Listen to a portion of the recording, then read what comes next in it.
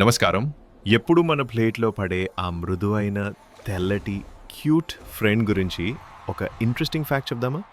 అవును. మన ఇడ్లీ గురించే. ఇడ్లీ అనే పేరు తమిళ పదం ఇడ్డలి నుంచి వచ్చింది.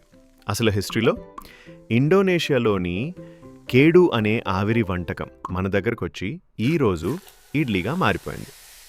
1000 ఏళ్ల క్రితమే దక్షిణ భారత రాజుల భోజనశాలలో హిట్ అయింది. ఎందుకంటే ఆయిల్ లేకుండా ఆవిరిలో ఉడికిస్తే హెల్దీ, సూపర్ లైట్, ఇంకా డైజెస్ట్ ఫాస్ట్. మరి ఇడ్లీ గురించి బెస్ట్ విషయం ఏంటంటే సాంబార్తో ఫ్రెండ్షిప్ చేస్తుంది, చట్నీతో లవ్ స్టోరీ ఎంజాయ్ చేస్తుంది, కానీ తాను మాత్రం సాఫ్ట్ క్యూట్గా ఉంటుంది. అందుకే అంటారు, మనసు ఇడ్లీలా సాఫ్ట్గా ఉంటే జీవితం ఎంత కారమైనా రుచి మాత్రం అదిరిపోతుంది. ఇప్పుడు చెప్పండి, మీకు ఇడ్లీ కాంబోలో ఫేవరెట్ ఏది? సాంబార్, చట్నీ లేక రెండు కలిపి? కామెంట్స్లో రాయండి. అండ్ హే, ఈ వీడియో నచ్చితే లైక్ బటన్ని ఇడ్లీలా నొక్కేయండి.